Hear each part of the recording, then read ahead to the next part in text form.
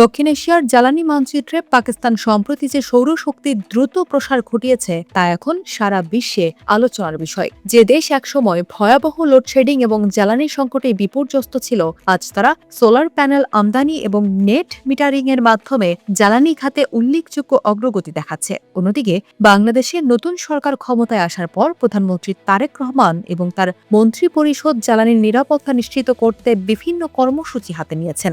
যদিও বাংলাদেশ এখনো তীব্র জ্বালানি সংকটের মুখোমুখি, আজকের আলোচনায় আমরা জানব পাকিস্তানের সৌর অগ্রগতির রহস্য কি এবং তারেক রহমানের নেতৃত্বাধীন বর্তমান বাংলাদেশ সরকার সেই অভিজ্ঞতা থেকে শিক্ষা নিয়ে আমাদের দেশের জন্য কি ধরনের গ্রিন রোড ম্যাপ তৈরি করছে। পাকিস্তানের এই পরিবর্তনের পেছনে সবচেয়ে বড় ভূমিকা রেখেছে তাদের সোলার প্যানেল আমদানির নীতি। ২০২৪ সালে চীন থেকে ১৭ গিগাওয়াট সোলার প্যানেল আমদানি হয়েছে, যা আগের বছরের তুলনায় দ্বিগুণ, এবং ২০২৫-এর মাঝামাঝি এসে মোট আমদানি ৩৬ গিগাওয়াট ছাড়িয়েছে। সরকার শুল্ক কমিয়ে এবং নেট মিটারিং সহজ করে সাধারণ নাগরিকদের সোলার সিস্টেম লাগাতে উৎসাহিত করেছে, ফলে রুফটপ সোলার দ্রুত প্রসার লাভ করছে এবং বিদ্যুৎ উৎপাদনের উল্লেখযোগ্য অংশ সৌর থেকে আসছে। এতে বিলিয়ন ডলারের বিদেশি মুদ্রা সাশ্রয় হচ্ছে, যদিও জ্বালানি সংকট এবং লোডশেডিং সম্পূর্ণ নির্মূল হয়নি। প্রধানমন্ত্রী তারেক রহমান দায়িত্ব নেওয়ার পর জ্বালানি খাতকে জাতীয় অগ্রাধিকার হিসেবে ঘোষণা করেছেন এবং উন্নয়ন সহযোগীদের কাছে $২০০ কোটি সহায়তা চেয়েছেন। তিনি স্পষ্ট করেছেন যে আমদানিকৃত জীবাশ্ম জ্বালানির উপর অতি নির্ভরতা অর্থনীতিকে ঝুঁকির মুখে ফেলছে, যা বর্তমান সংকটে স্পষ্ট। সরকার জ্বালানি সংকট মোকাবিলায় মাস্টার প্ল্যানের অধীনে ২০৩০ সালের মধ্যে ১০,০০০ মেগাওয়াট সৌরবিদ্যুৎ উৎপাদনের লক্ষ্য নির্ধারণ করেছে, যা দেশের মোট বিদ্যুতের একটি উল্লেখযোগ্য অংশ হতে পারে।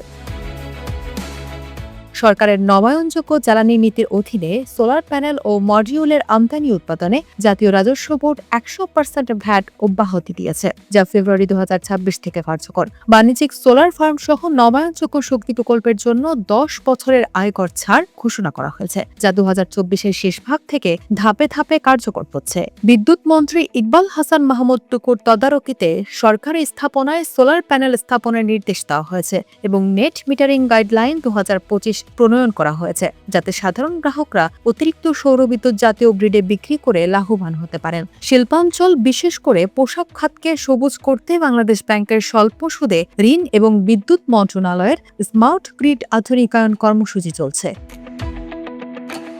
পাকিস্তানের অভিজ্ঞতা থেকে বাংলাদেশের জন্য সবচেয়ে বড় শিক্ষা হল জ্বালানি উৎপাদনকে কেন্দ্রীয় পর্যায় থেকে বিকেন্দ্রীকরণ করা এবং নেট মিটারিংকে লাভজনক করা। তবে চ্যালেঞ্জ রয়েছে, ব্যাটারি স্টোরেজ প্রযুক্তিতে বিনিয়োগ বাড়াতে হবে, বিএসটিআইকে নিম্নমানের প্যানেল নিয়ন্ত্রণে কঠোর করতে হবে এবং জমির স্বল্পতা মোকাবিলায় এগ্রিভোল্টাইক প্রযুক্তি প্রয়োগ করতে হবে। জুনের মধ্যে নবায়নযোগ্য জ্বালানি বিনিয়োগ নীতিমালা অনুমোদনের পরিকল্পনা আছে, যা পাইলট প্রজেক্টের মাধ্যমে এগ্রিভোল্টাইক এবং অন্যান্য উদ্যোগ শুরু করবে।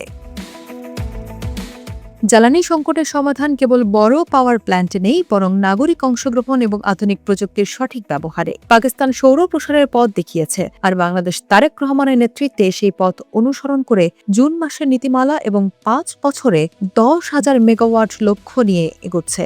এই পরিকল্পনা সফল হলে লোডশেডিং কমবে, বৈদেশিক মুদ্রা সাশ্রয় হবে এবং অর্থনীতি সবুজ হবে। সম্মিলিত প্রচেষ্টাই সাফল্যের চাবিকাঠি।